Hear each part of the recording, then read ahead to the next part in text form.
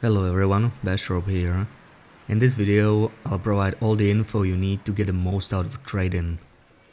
With the current prices, the trade-in mechanic is insanely strong. Long gone are the days where you had to worry you'd run out of matches. Getting tired too quickly because you sprint everywhere? No problem. Scurvy? Come on, what is this, 2024? Take your vitamins. Men's socks? Just buy new ones from Sutherland. Can't cook pancakes cause you're low on flour? Sutherland. Need something to read? Sutherland. Ammo?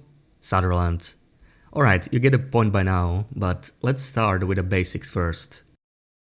Trading is a mid to late game mechanic, so you won't be able to do it until you survive a certain amount of days, dependent on game difficulty. Once the trader is available, you will hear him over a radio. Of course, the radios will only work during auroras or glimmer fog. You do not need to repair any transmitters for these radios to work, but keep in mind the trader becoming available doesn't automatically mean you will be able to contact him the first night, so repairing a transmitter after the trader becomes available can still be a good idea, as it guarantees an aurora the following night. If you sleep near a radio and an aurora happens, the trader will wake you up if it's your first time being contacted.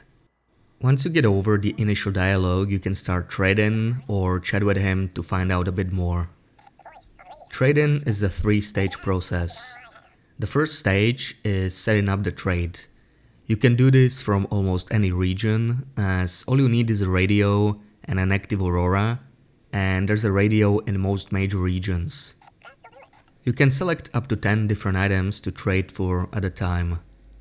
There is no universal currency. The trader asks for different items based on what you choose to trade. And each item always costs the same items. For example, if you want to buy pickles, you will always have to offer some raw fish and water. The second stage starts after you accept the deal. You have to bring the required items to the trading box, and unlike the radios, there's only one trading box in the entire game, and that's on a dock behind Misanthrope's homestead in Coastal Highway. The trader only accepts items above 50% condition, and this includes items that don't generally decay, such as cured guts or pelts. When you bring all the items to the box and accept the trade, you will get a guaranteed aurora. This ensures you can contact the trader and signal him to complete the trade. Once the trade is completed, you have to return back to the trading box to pick up the purchased items. You will not be able to set up a new trade until you empty the trading box. You will notice that the trader's stock is relatively limited at first. Many items are locked until you increase trust. Trust starts at 0 and can go all the way up to 500. You can increase trust mainly by completing trades. Note that partially completed trades give less trust than fully completed ones. You can also increase trust by simply talking to the trader, so it's worth exhausting all the conversation options for some easy trust boosts whenever they are available. Trust can also be negative and go down to -100. There's only 2 ways to lose trust. The first one is by completely cancelling a trade. The other one is less obvious. You see, the trader does not like being bothered too often. If you contact him over the radio too many times in a single aurora, you will start getting a trust penalty for repeated contact. It's not possible to make the trader mistrust you so badly he would refuse to trade, so overall, negative trust doesn't really set you back too much.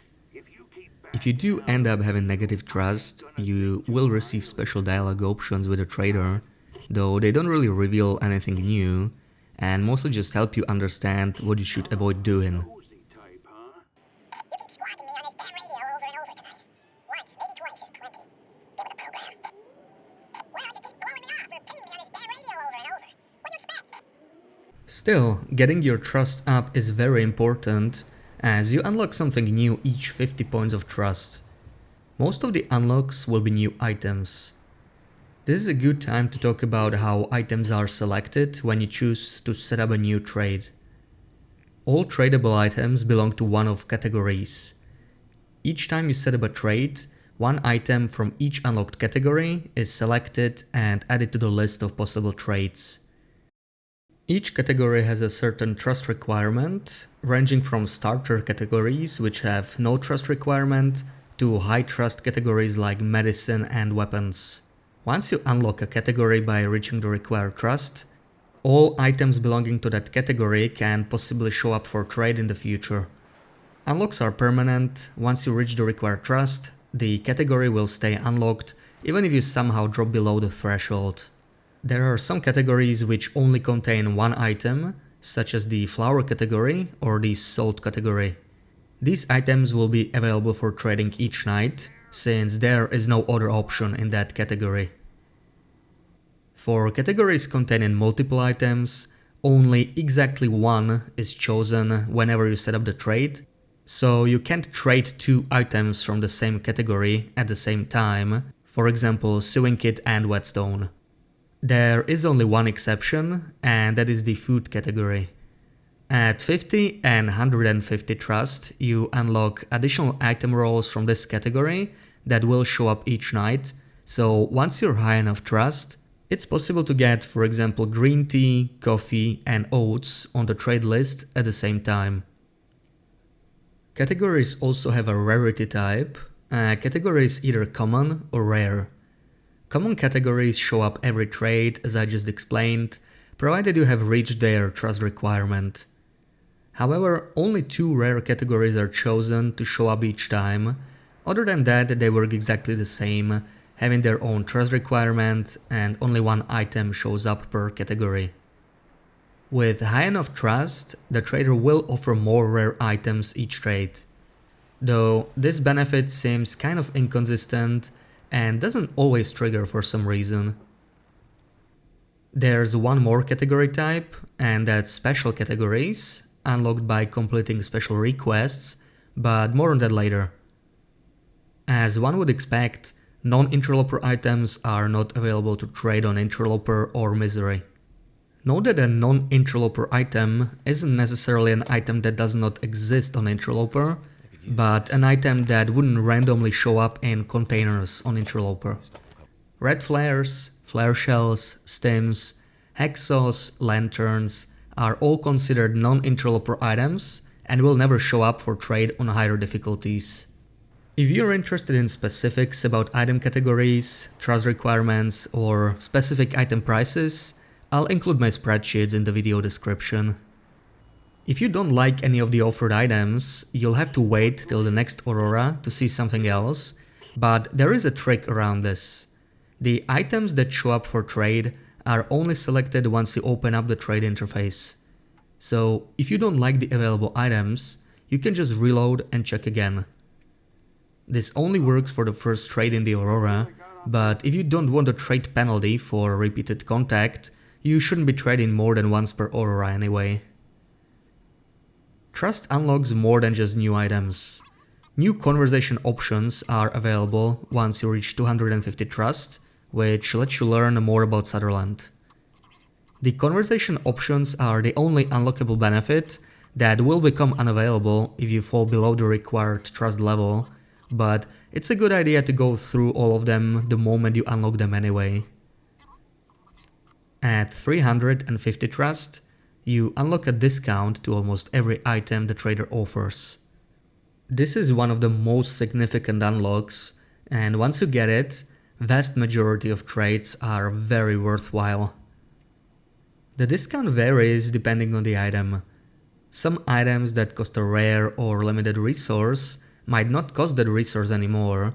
For example, all 4 new recipes will no longer cost a car battery after the discount, and maple syrup will not require a cured maple sapling. It's worth to wait until you unlock the discount to trade these, and stick to cheaper trades while your trust is low. The final unlockable benefit is the ability to do special requests for Sutherland. When you reach 100 trust, a special request will become available where the trader asks you to retrieve a document stash. In total, there are 5 special missions to do. Only the first one requires 100 trust, All other requests can be done as long as your trust is not negative. The missions take you all around Great Bear, as all of them require finding a stocked bunker and searching for loose bricks. In total, there are 9 bunkers, each in a different region, and only 3 of them will be stocked. The location of the stocked bunkers is random each game, but if you find one, you should note it down so you know where to go if you pick up these missions. On Interloper and Misery, bunkers are not stocked. However, it's still possible to recognize the bunker you're supposed to visit by remembering their layout. The first bunker is the easiest by far, as it's the only bunker that contains a corpse.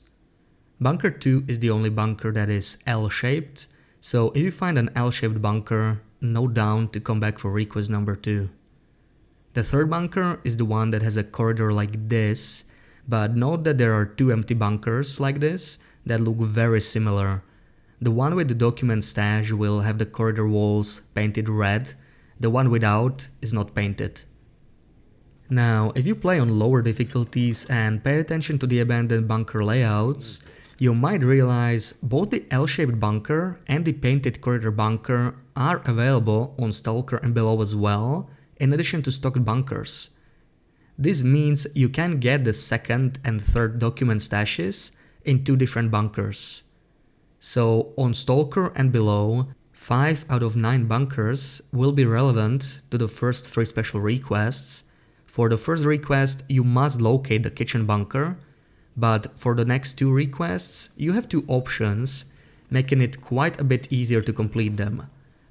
Just don't take the same document stash from both bunkers, otherwise you'll end up with a duplicate stash, and since the stashes are technically quest items and trader only requests one, you will have to carry the other one forever, as there is no way to drop it.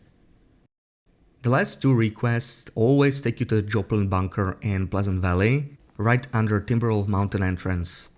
But note that completing the final request requires you to destroy this bunker. So choose wisely, as the Joplin bunker is a very convenient stop on the way to Timberwolf Mountain.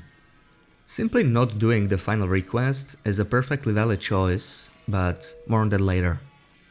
Each of the 5 missions give you a one-time reward for completing it, as well as unlocking a brand new item to trade permanently. Note that completing special requests only unlocks these specific items for trade, along with some extra trust gained compared to a regular trade. All other trades, the discount, and the achievement for maxing out your trust are not tied to special requests at all. You can get access to most of the trader's inventory without ever doing the special requests by simply raising your trust. Conversely, the items unlocked by doing special requests are not tied to trust at all and are always available to trade once you complete the request, with the exception of the rewards from the third mission, since that's the only mission to unlock 2 items, the survival knife and the aviator hat. Every night, only one of those 2 items will be available, since they count as the same category. The first mission unlocks a completely new arrow type, the manufactured arrows. They have twice the durability and deal more damage. They also don't cost any saplings or take any time to craft. You just receive the finished product. Sadly, they are not available on Interloper. The second mission unlocks a blueprint for the new wolfskin hat. The hat looks really nice, both visually and stat-wise.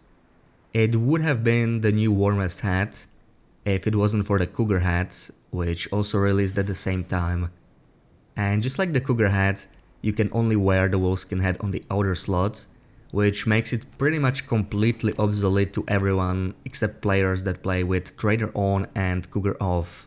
What surprised me the most is that the hat offers absolutely no wolf intimidation buff. I would have expected it to have a similar effect to wolfskin and bearskin coats, but it scares wolf no more than a wool toque does. Survival knife is the reward from the third mission and has the exact same problem wolfskin hat does. It would have been very useful were it not for the new cougar claw knife, which does almost everything better. It's great for harvesting both frozen and non-frozen meat though, where it's just slightly worse than the cougar knife for fresh meat, but tied for the best with the hatchet for frozen meat.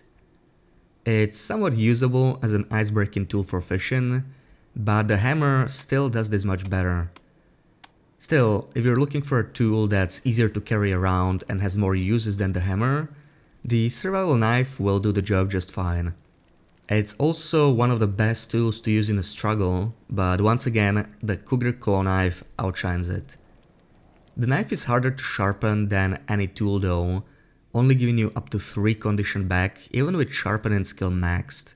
So if you want to use it a lot, you'll probably have to use milling machines. The fourth mission rewards you with a bunker rifle, a lightweight version of the rifle that decays much faster. It's also slightly easier to clean with the cleaning kits, so as long as you carry a cleaning kit or two, the large weight reduction for durability seems like a really good trade. The aim is also more stable and it takes much longer to run out of breath when aiming. And the reward for the final mission is a blueprint to the new bushcraft bow. The bow deals 25% more damage than the survival bow, and this bonus is multiplicative with the bonus you get from archery skill, and extra damage is always a great bonus. However, the survival bow already deals pretty decent damage, especially with archery 5, which you're likely to have by the time bushcraft bow is available. What really matters is how many shots it takes to kill something with the bushcraft bow compared to the survival bow. All this bonus damage makes basically no difference for wolves, where a head or a neck shot is enough no matter the situation, and a body shot is enough as long as it's not a timber wolf or a black aura wolf. Where it makes the biggest difference is when shooting moose. With level 5 archery, bushcraft bow and manufactured arrows, it is possible to always kill a moose in a single shot as long as you hit the neck. Note manufactured arrows are not available on Interloper or Misery, but this might be a reason for players on lower difficulties to use bushcraft bow over other weapons. Bushcraft bow does make some minor difference against bears and cougars, particularly when your aim is not the best and you miss the head, but honestly it's not enough to be the main draw. The decay is also very different to the survival bow. The bushcraft bow is slightly more durable, however it also has a chance to break when under a 50% condition compared to only 15% for the survival bow. So on average, it will only last a few more shots than survival bow before breaking, and if you're unlucky, it could break even faster than the survival bow. The last difference between the two bows are crafting items required. While the survival bow requires 1 cured maple sapling, the bushcraft bow requires 2 green, as in uncured, birch saplings. In my opinion, the bushcraft bow is not worth taking for the damage bonus or the durability, especially considering you also lose access to the Joplin bunker. However, it might be worth unlocking in order to save maple saplings.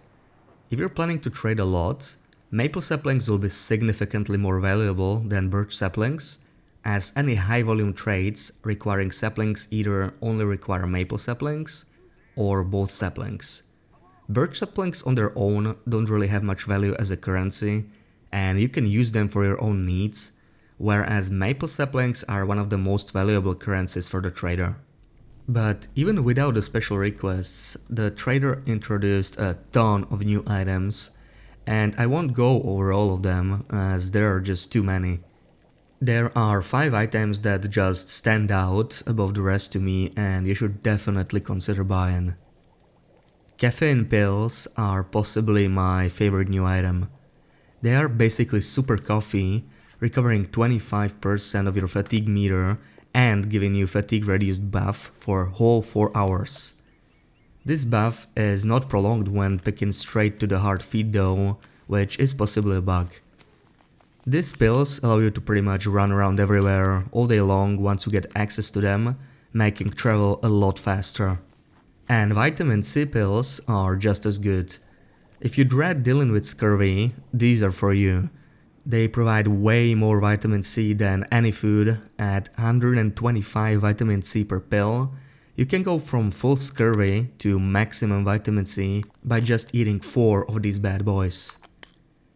Both pill types are shockingly cheap to purchase too, costing only some plants, water, and crow feathers. Always pick up every crow feather you see now, as their value just shot up with this update. Matches are insanely cheap right now, and this is quite a game changer, especially on higher difficulties, as you can now stockpile thousands of matches in 100 days or less, where previously you could only find a couple hundred across the entire map. Matches were extremely expensive on trader release, costing firelocks instead of fur. Firelocks are only rarely found, and worse yet, completely non-renewable, which made this trait almost entirely useless, but luckily Hinterland patched it pretty quickly. Perhaps the price went from one extreme to another though. Stims are similarly priced to the new pills, and I don't think I have to explain their usefulness. As mentioned before, these are not available on Misery or Interloper. You might be wondering why I consider quality tools such a great trait to make it to top 5. Yes, you can find them beachcombing pretty often, and sure, you can craft without them. But you want to be buying them for scrap metal anyway. Scrap metal can be a problem very late in the game. There's a lot of it in the world, but just about all sources are not renewable, except beachcombing, and while you can cover all your scrap metal needs by just beachcombing, you would be beachcombing a lot. It's not just how useful an item is that's important, but also the price.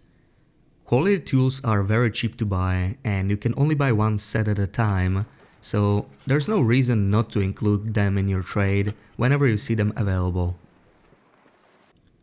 There's one final item that definitely deserves a mention, and that's heat packs. For 7 coal and 12 sticks, you can buy one heat pack, which lasts 6 hours and provides a 5 degrees Celsius bonus. Heat packs do not stack, so don't bother using more than one at a time. They are perfect for traveling around colder regions, or for when you plan to go outside late at night. Despite their usefulness, I consider this trait to be rather balanced. A single pack costs you 7 coal, and that's after discount, so you can't just pop several a day. Even with Trader being as OP as it can be, that's just not sustainable. They are more for emergencies. Also, this item will be more useful on higher difficulties where it gets colder. A Pilgrim or Voyager player with late game clothing won't find this very useful, except maybe when visiting Sundered Pass. When it comes to items being looked at as currency for trading, some have significantly more value than others, and this can often dictate whether a specific trade is worth it or not. Most items the trader asks for are tradable, but the effort to obtain them in large volumes or their actual usefulness to the player varies a lot. In some cases, the trader asks for a type of an item rather than a specific item, such as cured hides or plants.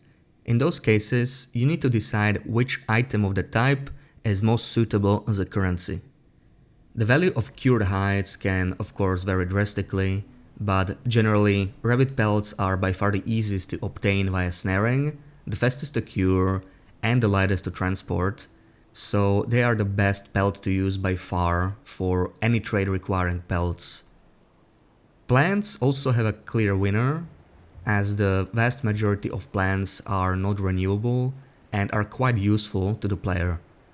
Birch bark is usually the most suitable plant currency, despite being highly useful, since it's renewable in large amounts. Old Man's Beard is acceptable as well, as it's renewable in small amounts via beachcombing, and you don't need to use too many.